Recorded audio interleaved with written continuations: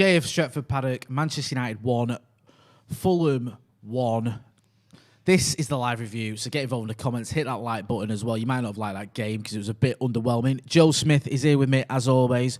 Joe, my whelm was very much undered by that performance. I mean, it was just proper meaningless almost. And it's a shame because there was a fantastic goal from Edinson Cavani that should have been a goal that won us the game, or at least was part of a win. And instead, we've just, the final game at Old Trafford this season with fans against the team that's already been relegated, and it just ends with a whimper. Yeah, I mean, let's just talk about the goal instead. Let's not shout. even mention Fulham's goal. Fuck that off. Don't matter anyway. The result really, I mean, it does matter. You don't want to drop, 20 or 30 odd points wherever it is at Old Trafford now. You don't want to be doing that any season, but let's just pretend we won. Because Jay, what harm does it do? We're probably still going to finish second. That is actually what Jose Mourinho did once against Hull. Yeah. He didn't count Hull's goal against us. Yeah. So he said it was a draw rather than a loss. Yeah. And I was in the press conference a week later, and I remember, I think it was someone James Ducker from the Times, from the Telegraph said, last week's result against Hull, which some people would say was a loss. You say it was a draw. That's like me. It was open to debate. Some people have called that one a loss. Yeah, but whichever you choose. Well, that's what I'm doing. Yeah. I'm pretending. But what do I mean? Why am I saying pretending? We won that game because it don't matter that we didn't, realistically. Yeah. I know it does. You never want to lose games or draw games, whatever. I get it. It's underwhelming. I was sat at the watch along at the end thinking, well, they look more like to fucking score than we do. But if we simply pretend we won, then no one gets hurt because it doesn't matter. We're still getting top four. The goal was still incredible, which we want to talk about. All that happens is us pretending we won. All that happens is we get to talk about that goal with a bit more excitement.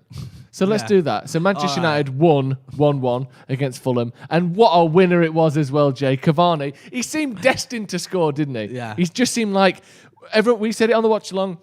Everyone was saying on social media. I know lads at the game who were there, they were saying he's going to score. He scored. First goal back. It was literally built around, wait till there's fans.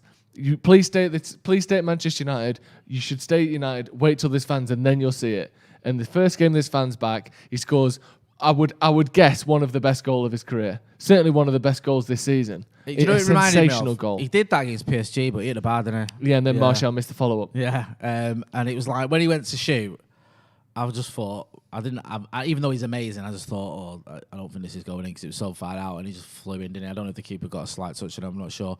But yeah, it was a fantastic goal, worthy of winning any draw, which we have done. Which he did. Yeah, which we have done. And it sort of rounds off for him what's been I know he's still got another couple of games left, but a very positive spell. Yeah. Great to see that in front of the fans as well. That's the first time I was really jealous tonight about the fans being there, because before I was like, I made my decision, I can live with it, and I went and met my mate who I sit with at the game as well in a pub, and a couple of others, so it was like, it felt good to do that. But then when that went in, I was like, I fucking love to be there now, just singing his name, singing that chant. But forgive me, Joe, if I can lower the tone a little bit, and do get involved in the comments and let us know what you think. Our home form this season, I mean, we can excuse this little recent spell a little bit, because the Leicester game we played the Rezzies. The Liverpool game, even though we played the Rezzies for the Liverpool game, we still had a lot of games in a short space of time. Liverpool fighting for their lives. You kind of get it, even though I'm never going to be happy with, or excuse a defeat to the Scousers, especially at Old Trafford. And then this, it's all a bit like, it doesn't really matter. They're playing for pride. They want to prove themselves. Maybe one or two trying to put themselves in the shot window. We're sort of a bit complacent. I saw those sort of performances now and again under Fergie. But if you look at the whole home form this season for United, it's been pretty poor. Yeah, that's a separate conversation to have, I think, regardless of this game. Although not regardless necessarily, but even if you take away the games that, again, no game is meaningless, but in terms of what will decide United's fate in terms of winning the league or getting in the Champions League, the last few games have been largely outside of those main sort of parameters that a season is defined by. I'll phrase it like that. So even if you take those games away, United's home form has been dreadful. I mean, you lost can't to lose Sheffield 6 United games at home, or what would yeah, have been 4. Sheffield United, Crystal Palace, Arsenal. who am I missing? I mean, I feel like Tottenham, obviously an emphatic loss to Tottenham. I mean, there's been some pretty drab performances at Old Trafford. And then the sort of counter argument is maybe teams are up for it more. The fact we've not got fans has affected us. I know we only had 10,000 fans, but there's fans in there tonight, and it certainly wasn't a performance that the fans deserved. Yeah. And also, in contrast as well to United's so far undefeated all season away from home in the Premier League, which is sensational. And I mean, unless I'm misremembering, I don't remember ever seeing us do that. So we're on arguably the greatest away run of form that the club has ever seen, and at the same time at home we are, and let's not say that bad because we've been this bad in recent seasons, but at home we are kind of like Jose last season or Louis last season, and away we're like peak Sir Alex kind of form. So it's a strange one, and I guess I would rather us be world class at one and not so good at the other than kind of bad at both, which is what we have seen in recent years. There is still progress there, but it's a shame, and it's something that needs sorting out, and hopefully that home form will be affected more by fans. I know today was 1-1, but again, there's all those other factors coming into it, and let's not forget, one of the things that I think gets underrated a little bit, and these players get paid a load of money, I get that. We have a relatively small squad compared to the likes of Manchester City. We have got to the quarterfinal of the FA Cup. We got to the semi-final of the League Cup. We've got to the final of the Europa League. We've played more games than anyone, I think, this season. Yeah. We've played a ludicrous amount of games. Yeah. We've played, pretty much every week. And also, we had as little rest as anyone because we played in the Europa League semi-final last season in August when everyone else was resting. We had no pre-season. We had no rest before the Premier League season started, and then we've played more games than anyone. And if you think you can go through the team, Wan-Bissaka, Fred, Maguire, Rashford, Bruno have played in most of those games this season and last season. So the core and the spine of the team, other than Cavani, have played most of those games. So, we're going to be getting tired toward the end of the season in these sort of games where it's a bit harder to get yourself up for. And we all kind of know if we get injured, I'm missing the Europa League final, and et cetera, the things where, should I stick my toe in for that? Should I really go into that tackle? Should I do this? Should I do that? All of a sudden you think, well, why would I risk it for this game when in 7 days' time I've got the biggest game of my career, if you're, Harry Maguire, who unfortunately has been injured now. But there are players in this team like Mason Greenwood who have never won anything. And he's going to want to not get injured and not miss out on that game. So I can see why when you stack up these 3, 4, 5 small reasons as to why we wouldn't be playing so well at the moment, when you stack those up, it kind of makes sense, doesn't it? It does make sense. I get and I'm that. not excusing no, it, but I'm saying you're not. Here's and why it's happening. That is what I would say. I would say that is unacceptable. And I know you're not excusing it. I think when you set out on the pitch at Old Trafford for Manchester United Football Club, or any pitch for Manchester United Football Club, you give your all. It's a given. That's what you do. I don't give a fuck if you've got the Champions League final next week. Do you know what I mean? And this is a mid-table clash against someone. You give it your all. You put in an effort, especially, fans are there. They've gone through quite a lot to get there. And all the stuff that they've gone on. They paid money to go there. I know that's some fans paying money, but you have a duty to turn up. And there was just a few too many lackluster performances today. And like you were saying, obviously we've got half an eye on Gdansk. And, thinking maybe it is an element of I don't want to get injured or I don't want to pull anything or I don't want to overexert myself. Maybe there's just an element of just that psychological thing you can't quite get over of. This doesn't really matter that much. And also, when you get an early-ish goal, you sort of go into second gear sometimes because you're like, well, we've got a goal, we're ahead.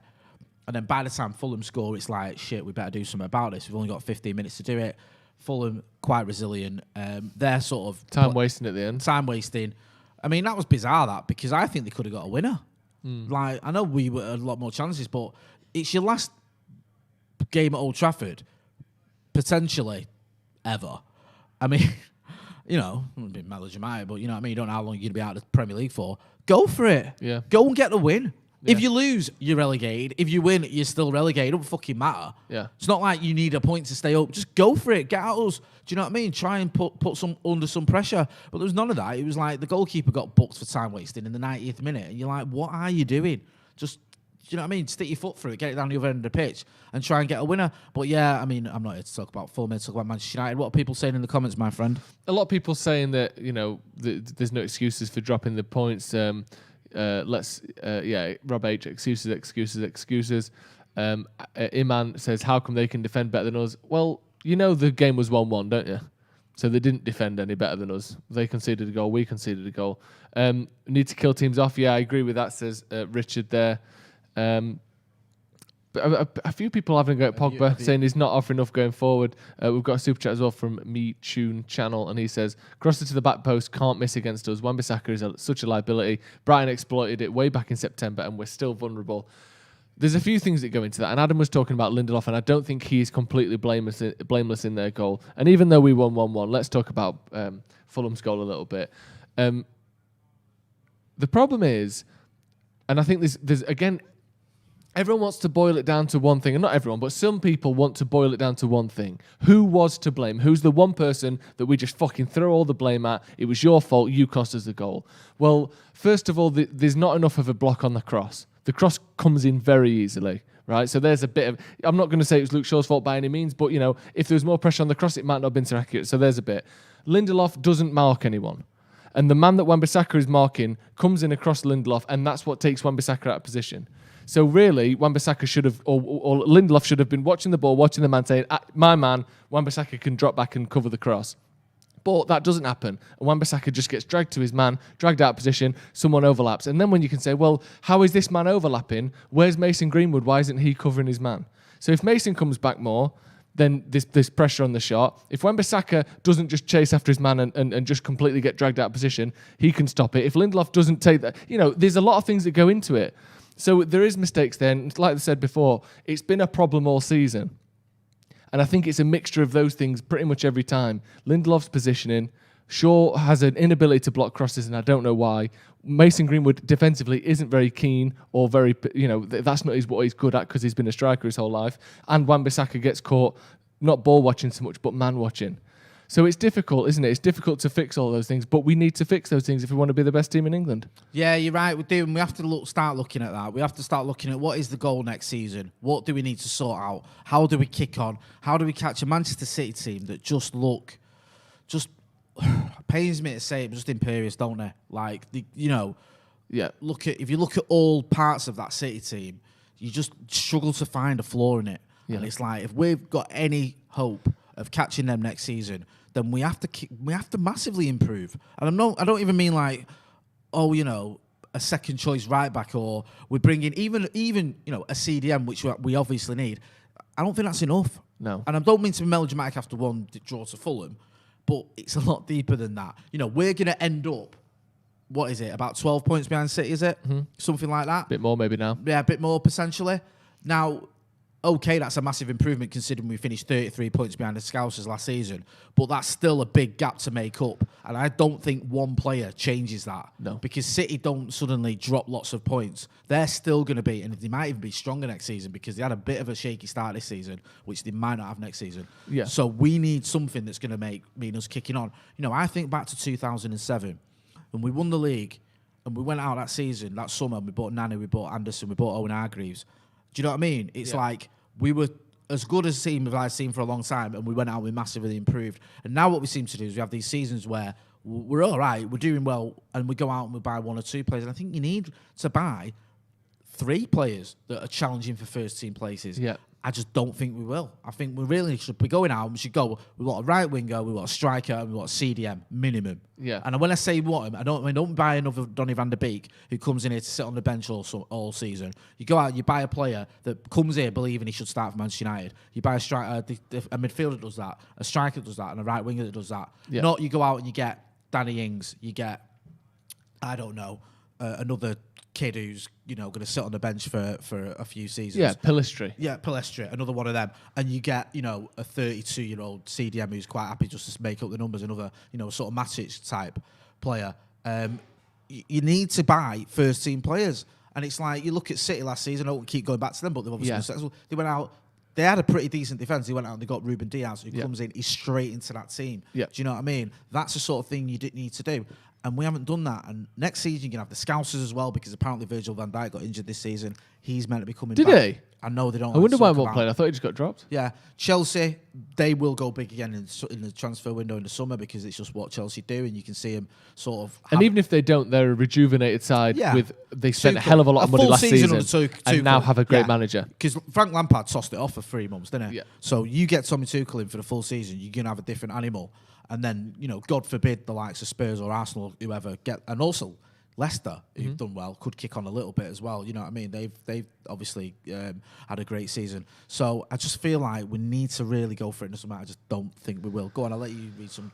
Well, before I will read some chats in just sorry, a minute. But I was on the radio the other day with Gaz and Kyle Walker on Talking Balls, and Kyle Walker actually made a really good point. What? And Kyle Walker Man City made fan. a good point. He did recorded that. He did make a good point and he was saying that these days in the Premier League, to win it, at some point, if you look over the last 4 or 5 years, you need to be capable of winning 10, 12, 15 games in a row. Yeah. Liverpool did it. Liverpool and City did it the season before when it was 97 and 98 points. City did it this season. City did it the season before that when they got 100 points. It's gone are the days where you can win 5, draw 1, lose 1, win 5, draw.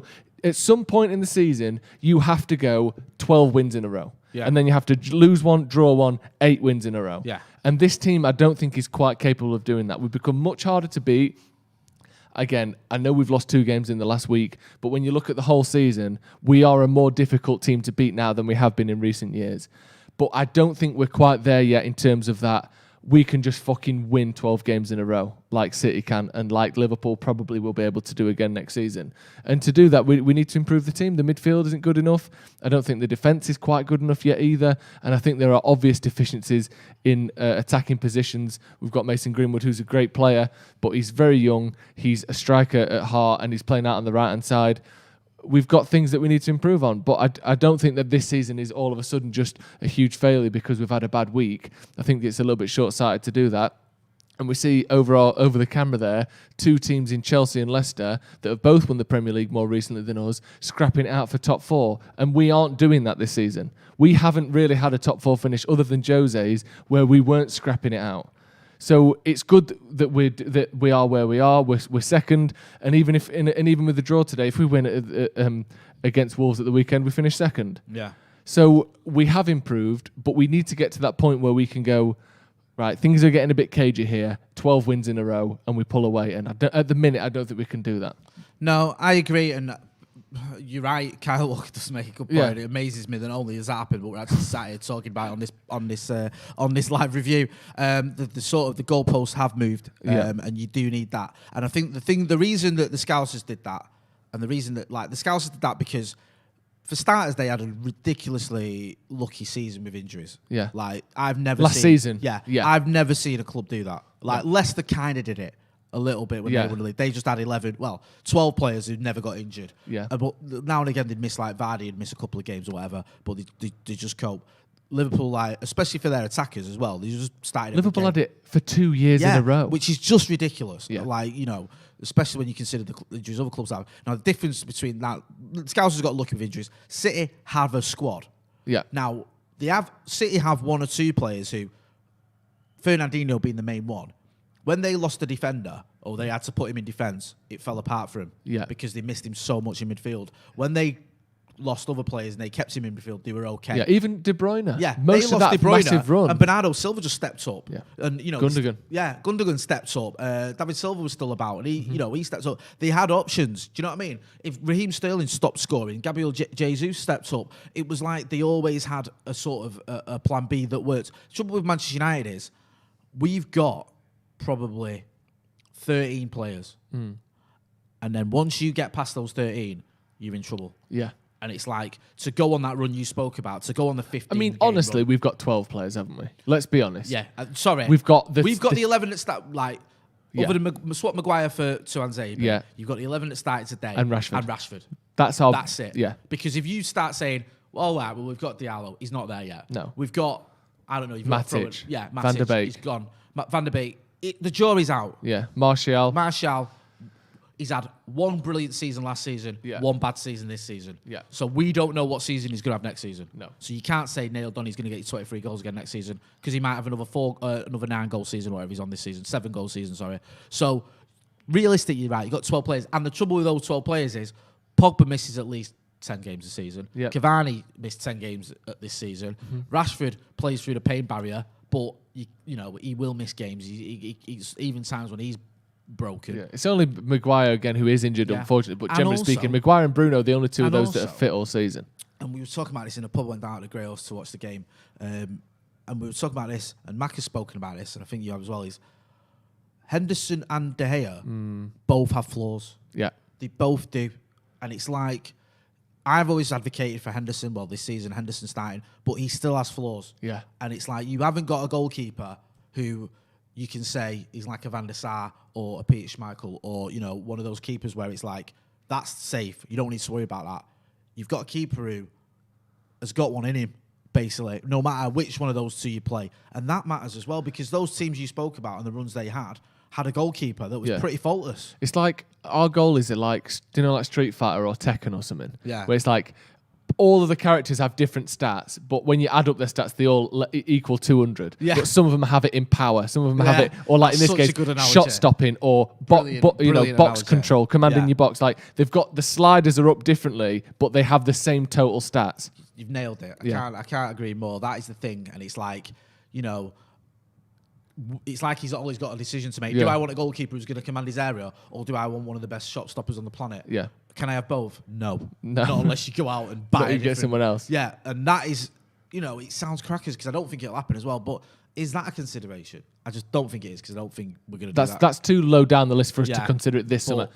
But it could affect us next season if we have goalkeepers, whether that's De Gea or Henderson, who have games like they've had this season where it's cost us points. It has. And it's like, I love them both, but you can't deny that there is an issue there. Go on, I'll let you go through the super chats. Yeah, we've got some super chats. Vion Batia says, I'd rather lose these games in the final. Me too, but... we'll get to that in a minute. Go through your super chat, so what gets about the final in a minute? Yeah, Chris Robin, are you worried about the final? Yeah, same point. We'll come back to that. We'll come back to that. It's a valid point. Ollie Black says, if the Glazers are serious, they buy Varane, Sancho and Rice for Lingard and cash. No messing around. We are behind and playing catch-up.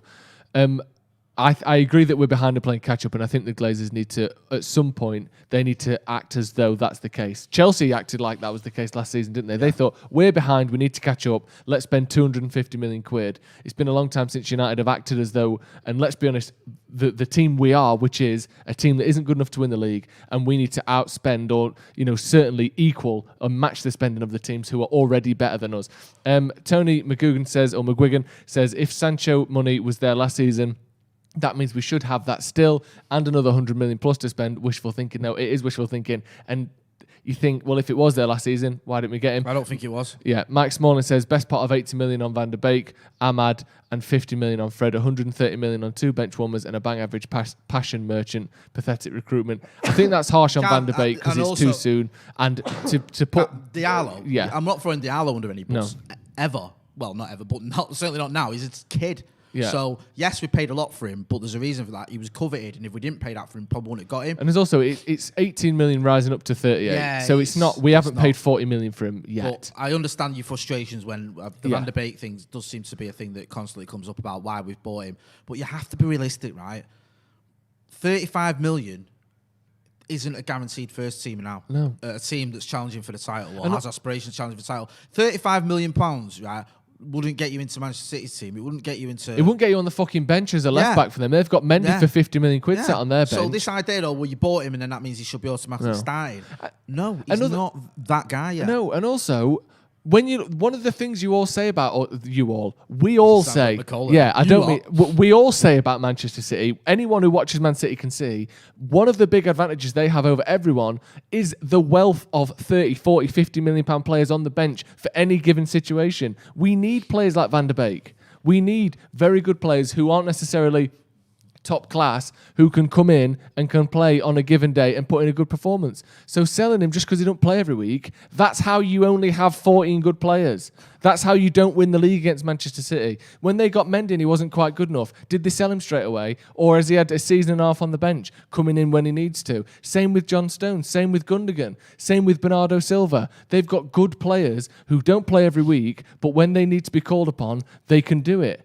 It's like, he don't play every week, so you got to fucking sell him. No, that's how we have shit squads. You need good players on the bench, otherwise, you've got 14 good players and that's it. My amateur said, I have ultimate confidence in Ole, but some of these goals are organisational issues.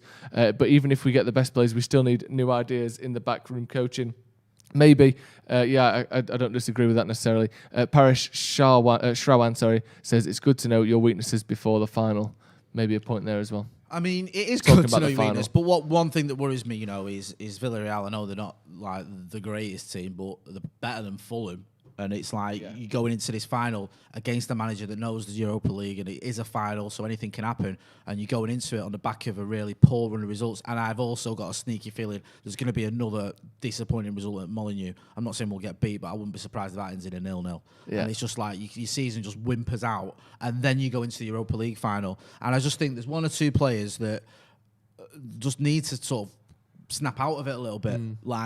And, although I've seen a lot of comments about Paul Pogba, didn't have a great game today, probably not as sort of impressive as he's been. This last few weeks, he hasn't been as impressive as he was the previous few weeks. That concerns me a little bit. Marcus Rashford's not really got going lately. I know he's been in and out of the team. Yeah. Mason Greenwood has had a good spell. Today just wasn't his day. But there's one or two where you think, right, okay, we need to see the best of you going into this final. We need you to step up now, because literally, we win that game and it's a good season. You lose that game and it's a disappointing one. It really is. Yeah. Because no matter how you paint it, you go, oh, well, we could still end up finishing second. It's still, Manchester City won the title, possibly the Champions League. We didn't win anything, and we finished pretty distant. Leicester won the FA Cup. Yeah. Chelsea may well have won the Champions League. And we finished a pretty distant second to City again. Yeah. That isn't that great. And no matter how much people who like Jose Mourinho want to cast their minds back to 2018 like it was this wonderful season where we all absolutely revelled in... Yeah, like the end of Greece, we all just flew off in a fucking car in happiness, didn't we? We lived it. We all did, everyone watching. Really? Was it that season?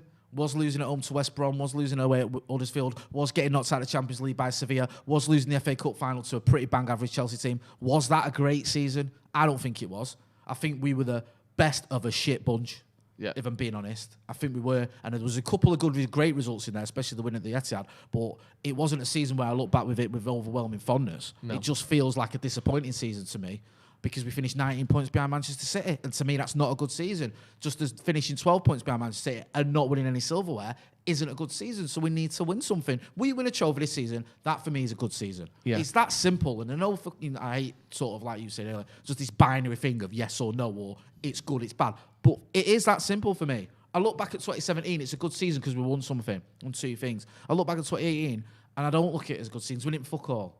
And, call me a spoiled brat, but I'm a United fan. And even in the 80s, we won things. And that's what I want to see happen. Yeah. Not we finished behind City. Oh, fucking, we postponed their title parade by a week. No. When's our parade for that? And I think, let's say we do finish this season in second and we don't win the Europa League. The only way that you could then consider this to be a good season is if by the end of next season, we've got 85, 90 points. Can I just say that Santa Notes there? It says 90, 91, 92 was seen as good seasons. Trophies, exactly, that's what I'm getting at. Sorry. Yeah, I mean, in and of itself, it won't be a good season. But if we look back at the end of next season and go, we've just won the Premier League title, and last season was the ramp up to that in terms of quality, in terms of difficulty to beat, in terms of not losing games away from home, that sort of thing, then you could look back at this season as a good season. But if we don't win the league, if we don't win the Europa League, then this season isn't going to be what a brilliant year. No chance. No one's going to go. Cavani came in, it was fucking great. Yeah. We absolutely smashed it, and we got all the way to second or third in the table. Brilliant. And then it's like, City went and won almost a lot. And you know what I mean? And we might end up finishing 2 places above the Scousers, and it's like, that's not, a season that promised a lot. You want it to end on a bit of a high, and that would be a high. And you can argue about the merits of the Europa League and the fact that you want to be winning Champions League, you want to be winning titles. I get that, but winning the Europa League isn't a bad thing. It really isn't. So we need to do that. We need to kick on. Some of these players are looking a little bit goosed, looking like they're not really at it. And if it means sacrificing, this is going to be really unpopular, but I'll fucking say it anyway. If it means sacrificing this away record, and we have to fucking take a hit by playing a week inside against Wolves, if Ollie looks at these players and he thinks, Suma, you're knackered, then so be it. Because if you're looking at these players and you know your players and you're saying they're running out of steam, like we did at the end of last season, I've got a few players running out of steam, I've got a game against Wolves, and then I've got 3 days later a fucking Europa League final. If I have to rest some of them for the game against Wolves, then you fucking do it. Yeah, definitely. You do that, because your priority ain't beating Wolves at Molineux. It's fucking winning the Europa League final in Gdansk against Villarreal. That's the priority. And, obviously in an ideal world, before anyone says it, you win both. Yeah. But I think Ole knows that. The fact that Rashford was rested today shows that he knows that we need to monitor and sort of balance how people play in the minutes that they play over this next week or so, because like you said, the focus of this season now is based around winning the Europa League, not around an away record. That's a nice thing to have, and I would love to go all season unbeaten away from home, but I'd rather lose that game and win the final than vice versa. Again, no one's going to be talking in 10 years' time about the time we went the season unbeaten away. Certainly not to the same extent. They'll be talking about the time we fucking lifted the Europa League. Yeah, exactly. Do you know what I mean? You look back in that, and that's one in the record books where you're really sort of proud of that. You know what? We had a tough season, didn't all go out, but we ended on a high. We lifted a European trophy. And let's not forget, Manchester United have won, 5 European trophies in our entire existence. So it's not like we win them all the time. Go on, I'll let you go in the super chats and then we'll wrap it up. Mike Smalling says, not throwing anyone under the bus. We need first teamers and we sign squad players who play 1 out of 10 games. It's not their fault, it's the Glazers. There are a lot of things again that go into it, but I don't think Ole was happy with the players who he signed last summer. And if we're being honest, he got 1 first team player.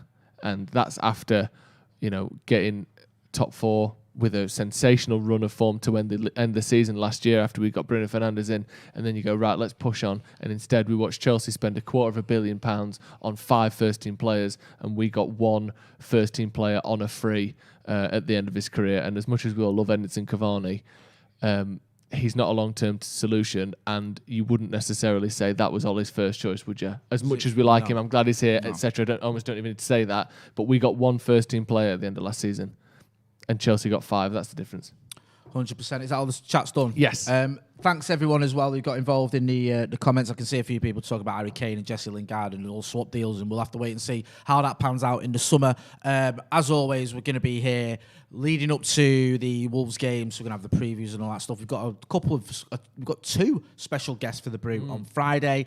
Me and you are going on a late night on Thursday. Yep. Who's on the morning news? Tomorrow morning it'll be Alex. Here from the studio. Alex Baggers from the studio. Yep. So we'll be giving you any updates because there may be some developments. We have a little bit of an injury update. And Timo Werner, I think, has just scored his annual goal. So well done to him. He's offside. Oh, and he's offside. No, by the way, the intensity offside. and energy in that game is sublime so far, by the way. Chelsea getting a goal disallowed by VAR against Leicester. Well, Werner can't stop being offside. He can't stop being offside. He's miles off. Oh, right, mate. Anyway. Producer Cam. Shouting superfluous rubbish down the line. This has been Stretford Paddock live review. That's been Joe Smith. Go and check him out on socials, Joe Smith 93. You know where to find me, Jay Motti. Don't forget to hit like, share, and subscribe. We'll get over this. Gdansk, here we come. Thanks for watching.